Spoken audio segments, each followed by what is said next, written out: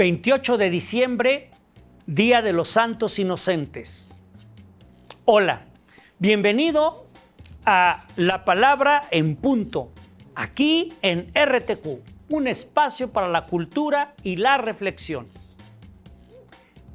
Inicié comentándote que el 28 de diciembre es el Día de los Santos Inocentes. Es una fecha muy importante, pero ¿cómo surge?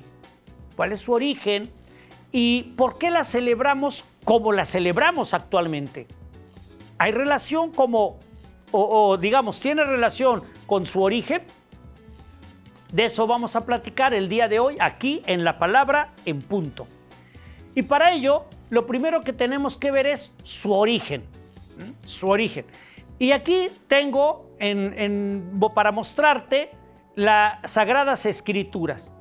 Es la Biblia, en este caso es la edición de Jerusalén, la Biblia de Jerusalén, de letra grande. Y por otro lado también tengo este otro libro que te lo voy a mostrar. Bueno, aquí no se ve la dada, pero voy a hacer así, si se puede hacer un acercamiento. Son los evangelios apócrifos, ¿sí? Son los evangelios apócrifos. Y bueno, pues vamos a utilizar una parte de aquí de la Biblia y también de los evangelios apócrifos para poder hablar de los santos inocentes. Y para ello, pues tenemos que ver qué es esto. Y fíjate que en el libro de Jeremías, del Antiguo Testamento, cuando decimos el Antiguo Testamento estamos hablando de la Antigua Alianza. Dice así, Jeremías 31, capítulo 15, dice: un clamor se ha oído en Ramá. Ramá es Belén. Mucho llanto y lamento. Es Raquel que llora a sus hijos y no quiere consolarse porque ya no existen. Raquel representa precisamente a la madre de Israel, es decir, a los judíos. Entonces aquí podemos ver en Jeremías que ya se está diciendo que, iba a haber una mortandad. ¿Cómo nos damos cuenta? Porque dice que ya no existen, que Raquel llora a sus hijos. Posteriormente, si nos vamos a Mateo, ya en el Nuevo Testamento, Mateo capítulo 2, versículos del 13 al 18, yo te voy a leer una parte nada más, dice así: después de que los magos se retiraron, el ángel del Señor se apareció en sueños a José y le dijo: levántate, toma contigo al niño y a su madre y huye a Egipto, y estate allí hasta que yo te diga, porque Herodes va a buscar al niño para matarle. Aquí podemos ver que lo que había dicho Jeremías en el Antiguo Testamento se cumple, narrado por Mateo en el capítulo 2, repito, de los versos o versículos del 13 al 18. Que por cierto, quiero comentarte que este es el único evangelio que narra este episodio, ¿no? Narra nada más este episodio. Ahora bien, ¿qué pasa aquí? Bueno, pues que había un tetrarca, Herodes, lo que nosotros hoy llamaríamos un gobernante, un rey, y este tetrarca, este rey Herodes, pues sabía que iba a nacer un rey, el niño que iba a reinar, el futuro rey. Y él se imaginaba, pues como todos sabemos, que era un rey que lo iba a destronar, le iba a quitar el poder. Y entonces por eso cuando llegan unos magos, les dice que porque ellos lo van a adorar, dice, bueno, pues cuando ya lo hayan adorado, vienen y me dicen para yo también ir a adorarlo. Todos sabemos que lo que quería era matarlo. Los magos, ahorita vamos a hablar si eran reyes o magos y cuántos eran, pues van, lo adoran, pero se van por otro camino, se regresan y ya no pasan por donde Herodes. ¿Qué hace Herodes? Bueno, Herodes, lleno de cólera, de ira, pues mata, según nos narra la misma historia, la Biblia, mata a los niños varones menores de 2 años. Hace una matazón. Y a estos niños, a estas muertes de inocentes, se les llama precisamente los santos inocentes. Son los inocentes que fueron masacrados por la ira del rey de Herodes. Vamos entendiendo algunas palabras. Primero, inocentes porque no tenían ninguna culpa.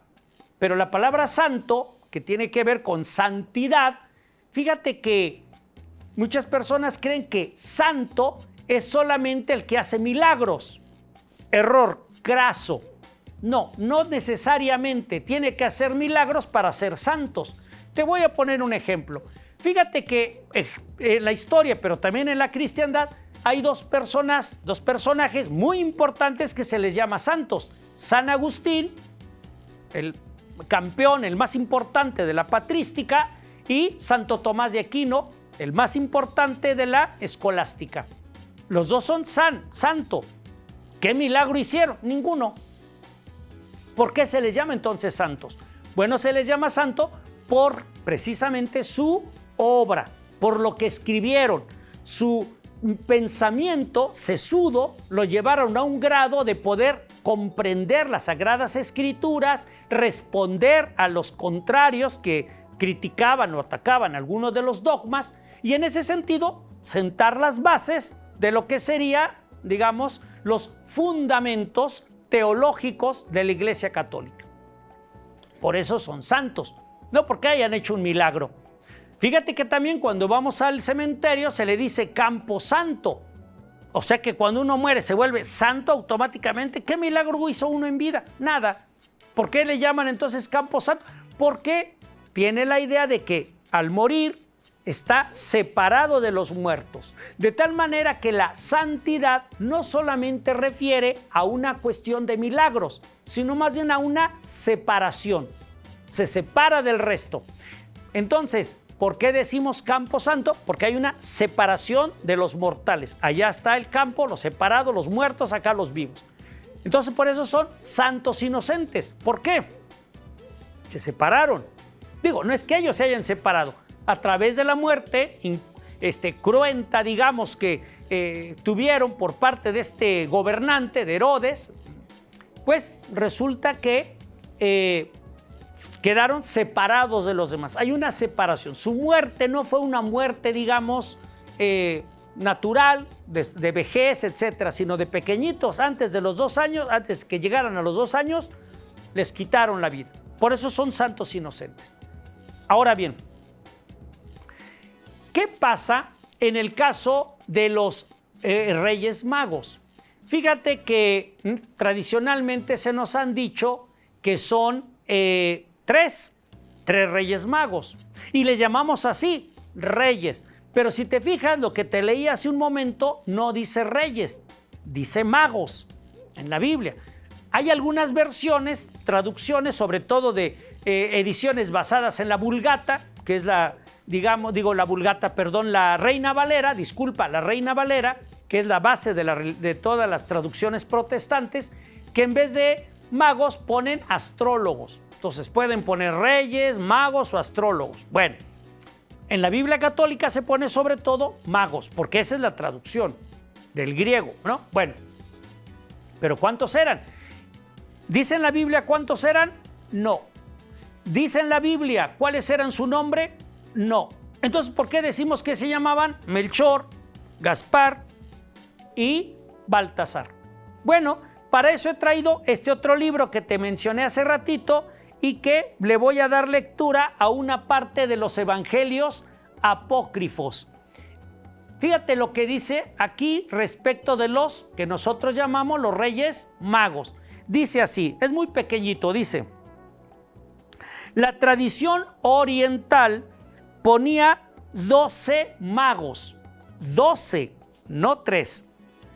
Los armenios llegaron a 15, o sea, la iglesia ortodoxa de Armenia tenía 15 reyes magos, o 15 magos o 15 reyes, digamos. No 3, 15. En cambio, eso es repito, la ortodoxa, la oriental, la griega, digamos. En cambio, la latina, o sea, nosotros, la que venimos de Roma, la occidental, 3. Nosotros tenemos 3. Sin embargo, y aquí quiero leerte este fragmento. Dice: los monumentos antiguos neocristianos, o sea, los primeros cristianos de los primeros siglos de la cristiandad, oscilaban mucho en el número de los Reyes Magos. En las catacumbas aparecen 2, 3 y 4. En algunos casos hay 2 Reyes Magos, en otros 3 y en otros 4. Finalmente prevaleció el número 3 y ese es el que se quedó. 3 Reyes Magos. Bien, entonces ya vimos que no es lo mismo en la tradición cristiana ortodoxa, la griega, que la tradición latina, la occidental, la nuestra. Allá eran 14 o 15, aquí eran 2, 3 o 4. Ahora bien, ¿y por qué decimos que se llamaban Melchor, Gaspar y Baltasar? Bueno, podemos leer en el Evangelio armenio de la infancia de Jesús y ahí nos habla de que eran 3 magos y se llamaban, te los voy a leer los nombres, se llamaban Melcón. Melcón es lo que nosotros después llamaríamos Melchor. ¿Él era rey de quién? Porque siempre decimos los Reyes Magos. ¿Reyes de dónde? Bueno, pues Melchor, o Melchor, era rey de los persas. Persia es lo que actualmente es el país de Irán. Él era rey de ahí. También estaba Gaspar, y Gaspar venía de la India. Él era rey de los indios, o sea, de la India. Y por último tenemos a Baltasar. Baltasar era, dice aquí, el rey de los árabes. Entonces, si decimos, si eran reyes, ¿de dónde? Pues, repito, rey de los persas, Melchor; Gaspar, rey de los indios; Baltasar, rey de los árabes. De aquí, de estos evangelios apócrifos, vienen los datos de cuántos eran y también de dónde eran reyes. Ahora, pero dice apócrifos, como hace rato te mencioné. ¿Qué pasa con esto de apócrifos? Bueno, pues fíjate que cuando hablamos de apócrifo, mucha gente piensa que es falso. Y como es falso, pues no tiene ninguna credibilidad. Error. Apócrifo no necesariamente es falso. Apócrifo, en todo caso, lo que indica es que son evangelios o escritos de aquella época que son originales. Unos son del siglo II, del siglo III después de Cristo. En el caso del Antiguo Testamento tenemos apócrifos del siglo II, III antes de Cristo. Y que lo que están diciendo ahí, pues es lo que pensaban las comunidades de aquella época, los judíos o los primeros cristianos de aquella época. De tal manera que son una fuente histórica para poder saber qué es lo que pensaban, cómo estaban organizados, ¿no? Cuáles eran sus tradiciones, sus creencias. Y eso es un aporte valiosísimo para la historia. Históricamente tienen un gran valor. Ahora, teológicamente no son canónicos. Canón significa regla, es decir, no están dentro de la regla de los que están, digamos, considerados como inspirados por Dios. Ni en la ortodoxia, en algunos casos, ni del catolicismo en otros, ni del protestantismo en unos más. Pero tienen un valor histórico. De ahí que nosotros sigamos, digamos, mencionando, diciendo que son 3 reyes magos y que se llaman Melchor, Gaspar y Baltasar. Ahora ya sabes de dónde son reyes y la diferencia entre si eran 3, 2 o 4, o en el caso oriental, 14 o 15. Ahora bien, fíjate que también podemos ver aquí que el evangelio canónico, el único evangelio canónico que habla sobre esta historia, esta narración de los niños que fueron asesinados, los santos inocentes, es el evangelio de Mateo, como te leí hace un momento. En cambio, cuando vamos a los evangelios apócrifos, nos damos cuenta que hay 2 evangelios que hablan sobre este mismo hecho. ¿Cuáles son? El protoevangelio de Santiago y el evangelio armenio de la infancia de Jesús. Entonces, en el protoevangelio de Santiago y en el evangelio de la infancia de Jesús, evangelio armenio, ahí encontramos también esta historia. Fíjate cómo en dos evangelios que son, repito, apócrifos, aparece lo mismo que dijo Mateo. En cambio, Lucas, ¿no?, Juan y Marcos no lo refieren. Esto puede mostrar una vez más la importancia histórica de textos, en este caso, repito, apócrifos, que no necesariamente son falsos.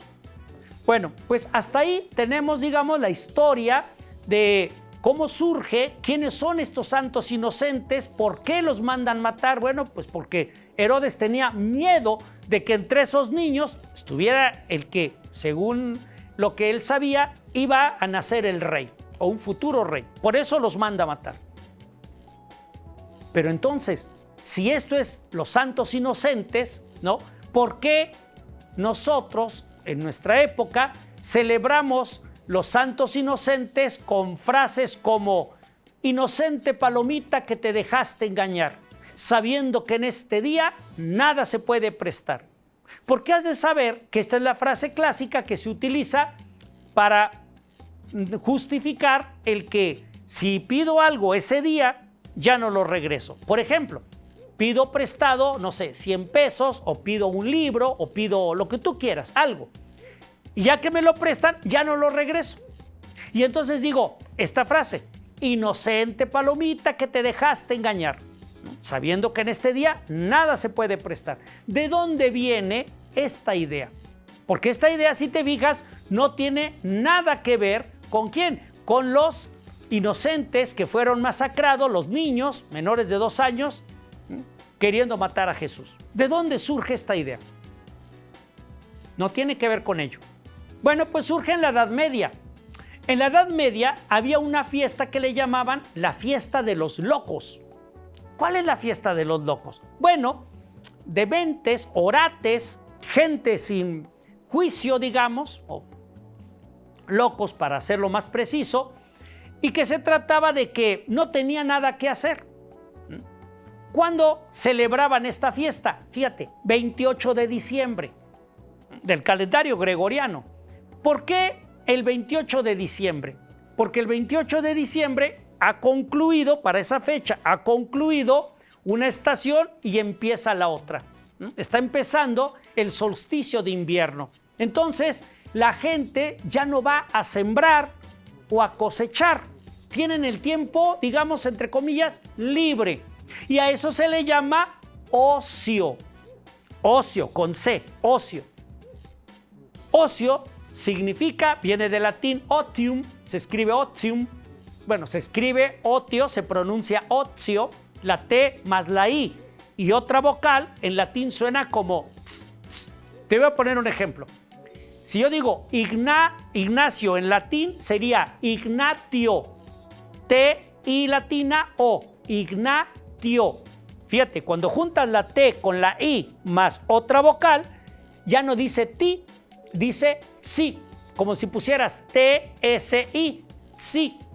Ese sí pasó al español, evolucionó como sí, con la letra C.